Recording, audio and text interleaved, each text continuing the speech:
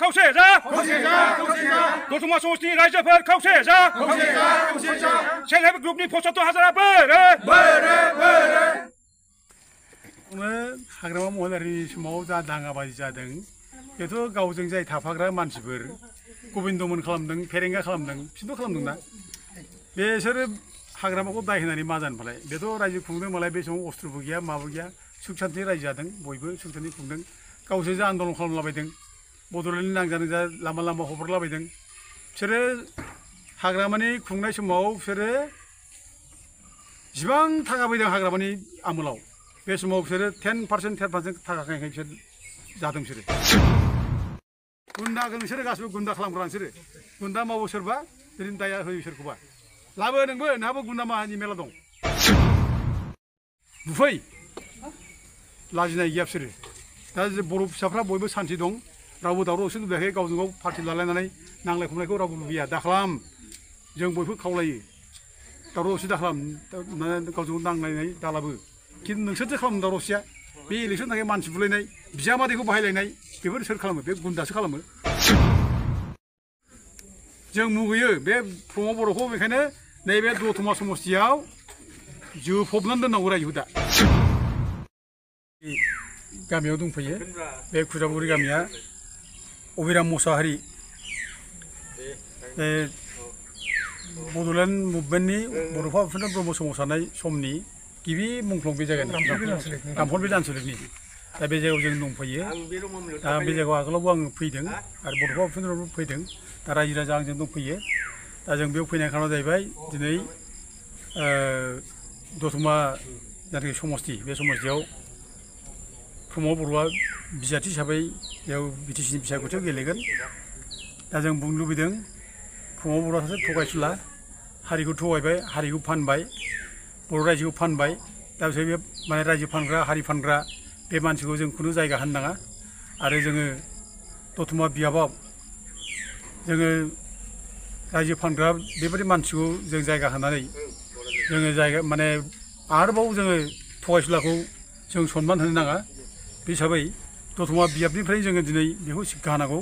जों बयबो बेखौ बुंनांगौ बे गनाय नङा बेहा राहा गैया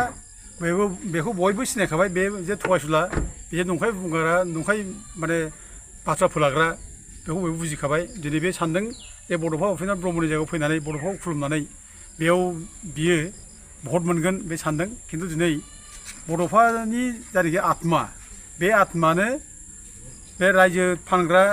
हारि फानग्रा जाथि फानग्रा बेखौ साजा होनो थाखाय गावनि जायगायाव लाबोदों जोंहा दायित्व दं बे जायगानि आइ आफा रायजो राजाफ्रा बयबो दिनै दायित्व लादों जे बेखौ जों बे जायगायाव देरहाहोआ बे जायगायाव फैजेनथारगोन जोङो बेखौ बयबो बे जायगानि मानसि दायित्व लादों ओंखायनो जों दिनै बे रायजो राजा आइ आफा लिंहरनायखाय जों खुजागुरि जायगायाव दिनै फैनानै जोङो रायजोफोरखौ बुंफैदों जाहाथे फैगौ इलेक्सनाव जाहाथे रावबो प्रमद बर'नो भट होआ आरो बेखौ जेरैखिजाया बे जायगानिफ्राय जोङो फेजेननो हायो जों बे जायगानि मानसिखौ बेखौनो खावलायनो फैदों थांनाय माखासे समनि सिगां खाम्फा बरगयारि बिथाङा बुंदोंमोन माने बिटिसि बिनि फारसे मा बुङो बेथ' बे सासे लिडारनि कुवालिटिखौ लाखिनो मोजांमोन बियो लिडारनि कुवालिटिया बिदि जाया दफा मफा गावनो एखमबा बुंबाय बिटिसिया बिराद मोजां एखमबा बुंबाय बिटिआरआ माने नरक होनना बुंबाय दा बे माने खोथा लाखिनो रोङै माने खोथानि गावनि मर्यादा गैजायै बेबायदि मानसिखौ रायजो राजाफ्रा रावबो मोजां मोना गाज्रि मोनो दा बेखौ बिटिआरआ नरक बेथ' नंथारगौ बयबो बुजिखादों बिटिआरआ मोजां नङा आरो बिटिआर सुक्तिजों बिटिसिनि मोनखानाय गोहो बे जोबनोसै बेखौ बयबो बुजिखादों बेनिखायनो फैगौ जायनाखि इलेक्सन बे इलेक्सना बिटिसि लाखिनाय इलेक्सन बे बिटिआरखौ नाङा जोंनो आरो बिटिआर फैयोब्ला जोंनि बिटिसि 6 सिटआव थानाय नङा बे हिसाबै दिनै फैगौ इलेक्सनावबो बे बिटिसि आरो बिटिआर बेखौनो कम्पेयार खालामनानै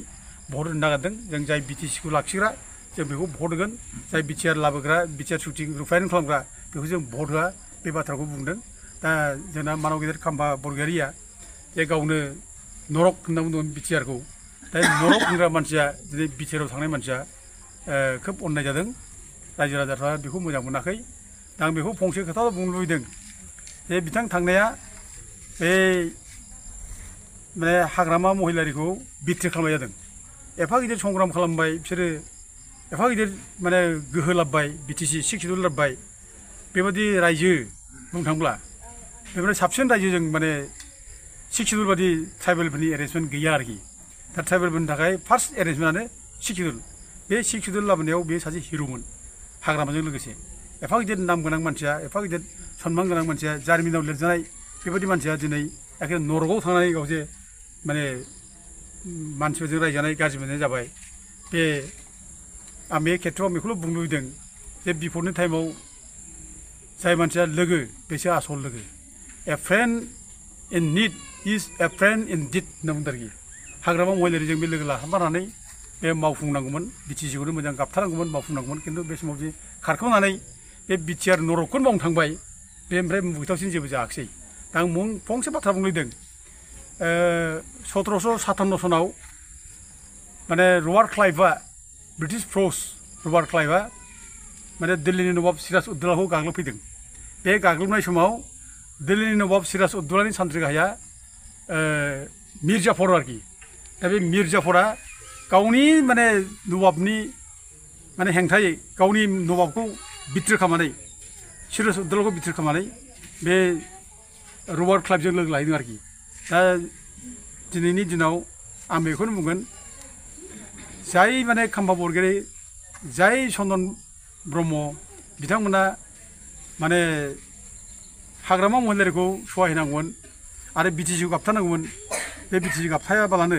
दिनै बिटिसिखौ फोजोबस्रांनो थाखाय दिनै जे बे बिटिआर सुक्तिखौ मावफुंनो थाखायसो आवगायबाय बे बिथांमोना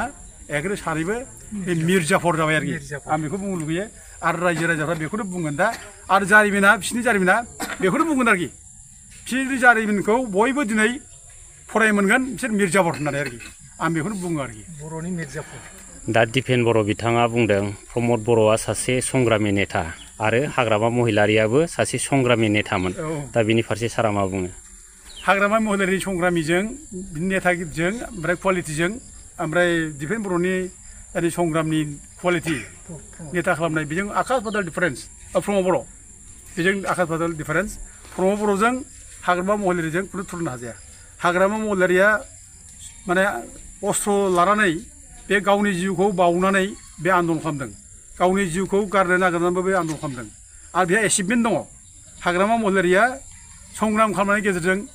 जिउ बावनायनि गेजेरजों दिनै बिटिसि 6 सिडिउल लाबोदों बेहा हिस्ट्रियाव दङ सदानि हाजों लिरजानाय बे हिस्ट्रि बेनि थाखाय बेयो खिन्थु प्रमद बर'आथ' मा लाबोखो बिनि आन्दलनाथ' प्रक्सि आन्दलनमोन बेहाथ' संग्रामानो गैया बेहा ना बे माने बिदि बिराद माने संग्राम बे खालामदों संग्राम खालामदों ना बेहा एचिभमेन्ट दं बे एबसुनि आन्दलन खालामदों माथ्र बियो माने बिटिसिनि पावाराव बोरै फैनो हायो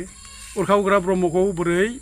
माने बिटिसिआव शिफ्ट खालामनो हायो बेनि थाखाय प्रथम बे माने 2005नि इलेक्सनाव बिसोर माने दावराव खालामदों फार्स्टआव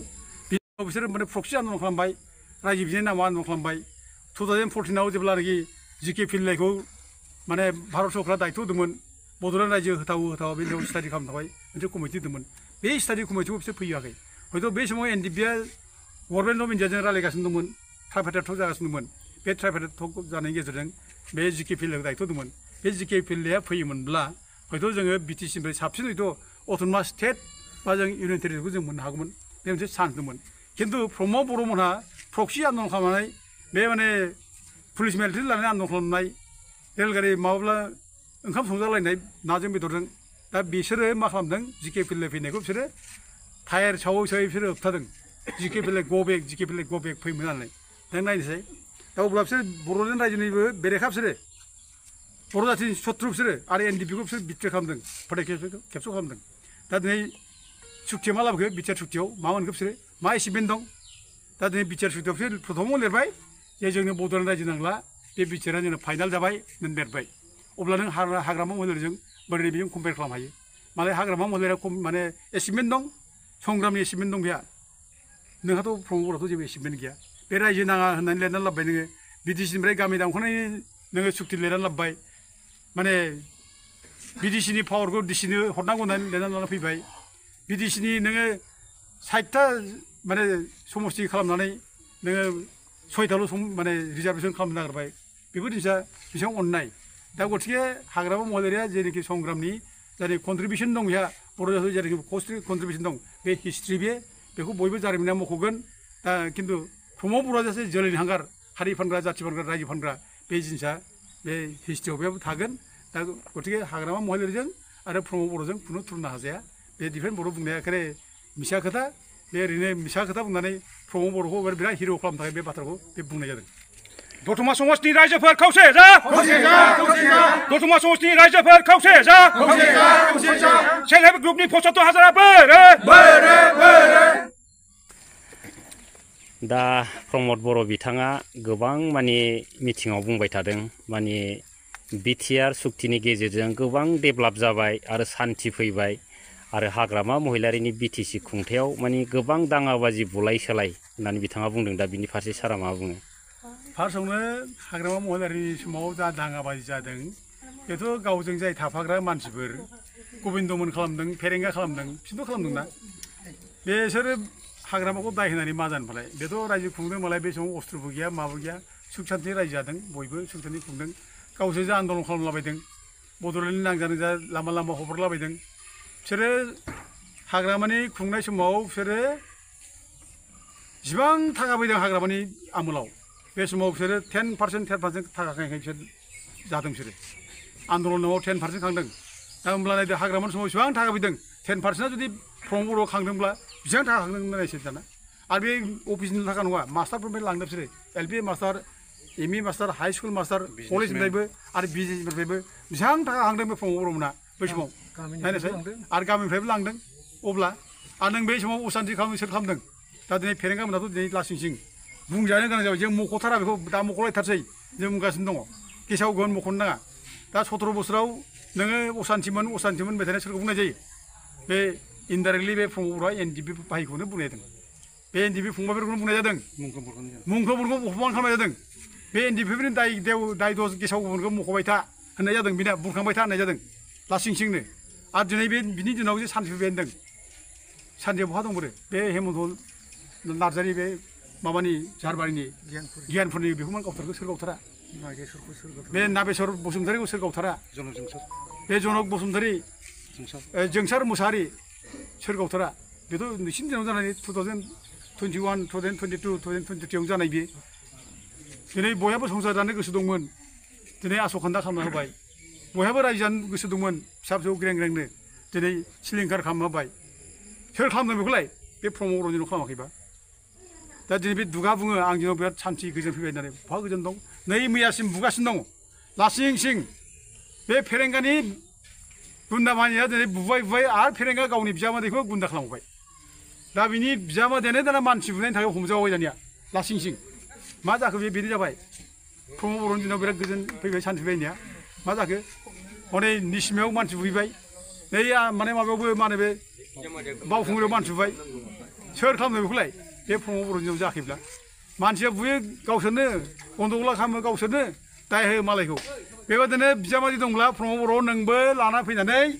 रायजोफोरखौ बुफैदो दतमायाव गुन्दाखौ नोंसोरो गासिबो गुन्दा खालामग्रा नोंसोरो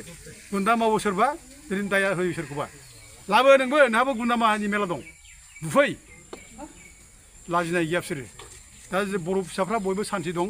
रावबो दावराव दावसि लुबैयाखै गावजों गाव पार्टि लालायनानै नांलाय खमलायखौ रावबो लुबैया दाखालाम जों बयबो खावलायो दावराव दावसि दाखालाम गावजों गाव नांलायनाय दालाबो खिन्थु नोंसोरसो खालामो दावराव दावसिया बे इलेक्सन थाखाय मानसि बुलायनाय बिजामादैखौ बाहायलायनाय बेफोर सोर खालामो बे गुन्दासो खालामो जों मुगैयो बे प्रमद बर'खौ बेखायनो नैबे दतमा समस्तियाव जोफबनानै दोननांगौ रायजोखौ दा